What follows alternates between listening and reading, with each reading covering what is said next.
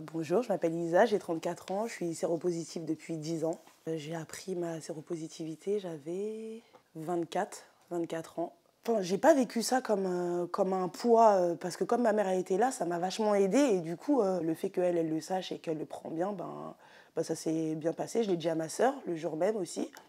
Sur les choses sur lesquelles j'étais informée, c'est que c'était à vie et en fait, enfin voilà, c'est tout. Et du coup, je me rappelle que quand elle m'a dit que j'étais séropositive, la première chose que j'ai dit, c'est est-ce que je peux avoir des enfants? Parce que c'était ce qui était vraiment important pour moi, tu vois. J'ai toujours justement cherché le fait d'avoir quelqu'un à qui en parler, sur qui me reposer en tout cas, ou poser des questions, que j'avais des questions un peu sans réponse. Et c'est vrai que la seule personne avec qui je pouvais plus ou moins parler de ça, c'était à mon médecin. Mais mon médecin, il n'avait pas ce rapport vachement de pédagogie où il disait oui, tu peux faire ça, ou tu peux pas faire ça, ou ça va avancer dans tel sens ou pas. Il disait juste, ça va, t'as ton traitement, tant que t'as ton traitement, tout est ok. Et encore, je dis ça, à l'époque où j'ai eu mon traitement, je prenais 2 médicaments. Enfin, c'était encore, faut faire attention, faut se protéger. Et maintenant, maintenant c'est vachement différent. Après, moi, c'est vrai que j'ai pas suivi, tu vois, l'avancement du truc. Moi, j'ai mon traitement.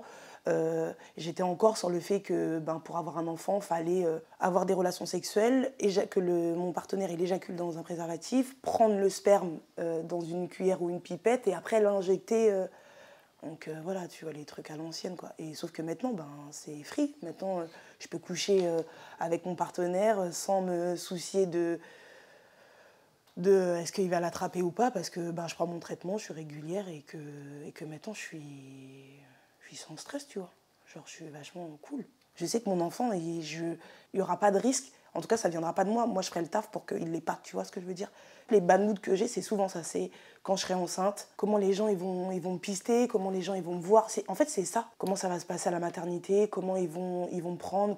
Enfin, c'est surtout ça, en fait, à chaque fois qui met un peu d'état stress. Mais sinon, moi, je le vis vachement bien, tu vois. Enfin, moi, c'est une renaissance, en fait, le fait d'avoir été séropositif. J'aurais pas fait l'introspection de ma vie, j'aurais pas décidé de faire les choses autrement, quand je suis avec les gens, la façon de me comporter, la façon de leur parler, il y a plein de choses, tu vois, il y a plein de recul. Enfin, je sais pas.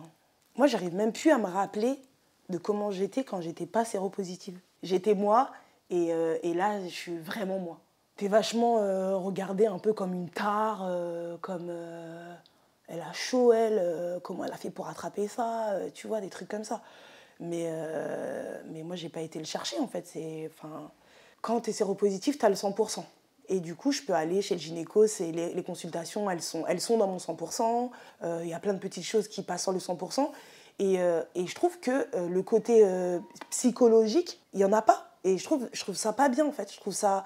Enfin, on est séropositif, c'est pour la vie, en fait. Tu vois, on devrait avoir un suivi, ou pas, pour ceux qui choisissent, hein. Je te le dis parce que moi, j'ai regardé dans mon 100%, j'en ai parlé avec mon médecin, et il n'y a pas de suivi psychologique. Et je trouve ça horrible, en fait. C'est pas... Enfin, encore, tu vois, ça veut dire, genre, vous avez votre truc, on vous met, tu sais, vous êtes de côté, quoi. Enfin, on est dans quel monde, là? C'est chelou, quand même.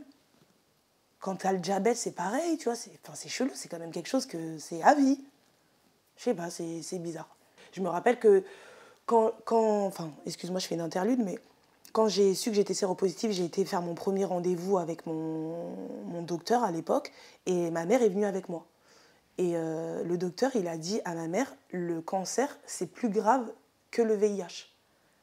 Et ma mère, elle était sur le cul, tu vois, genre en mode, mais comment ça et tout, j'arrive pas à comprendre. Et il lui a dit, ouais, quand vous êtes séropositif, vous avez un traitement, c'est plus à l'époque des années 90 où voilà, on était un peu dans le flou. Là, tu as un traitement, tu es suivi. Et vraiment, demain, je rencontre quelqu'un de proche et qui est séropositif, je lui dirais ça, je lui dirais, tu vas pas mourir. Limite, ta vie, elle sera peut-être plus longue qu'une personne lambda, tu vois. Enfin, ça revient à ce que je disais, tu vois, et c'est ça encore la bénédiction que je vois, parce que je me dis, ça se trouve, j'aurais pas été séropositive, j'aurais eu peut-être une autre maladie ou autre chose, où j'aurais pas fait attention à ma santé autant que maintenant. Alors que là, maintenant, je fais attention, enfin, c'est pas une obsession, tu vois.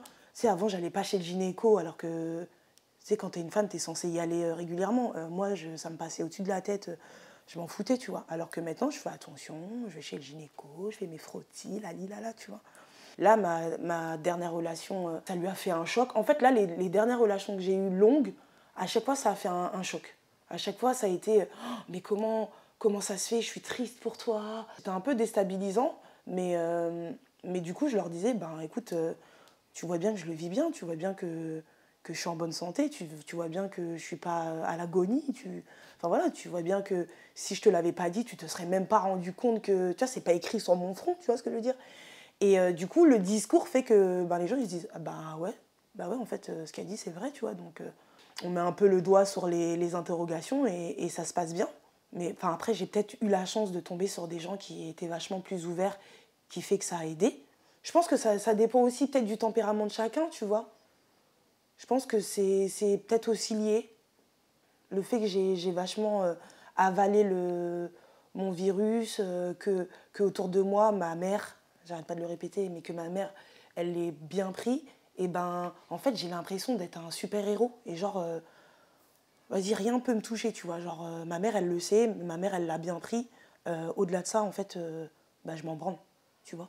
Je mettrai en place des groupes de parole où on peut parler, un numéro, non, un numéro, c'est naze. Un groupe, voilà, des gens qui sont là, qui sont séropositifs comme toi, comme moi, et que je peux aller voir, je sais pas, le samedi, tel jour, je les appelle, je prends un rendez-vous, il y a tant de personnes, et du coup, voilà, je peux échanger avec eux, un peu comme ce que tu fais, tu vois, mais en plus, il faudrait qu'il y ait plus de personnes qui aient moins peur.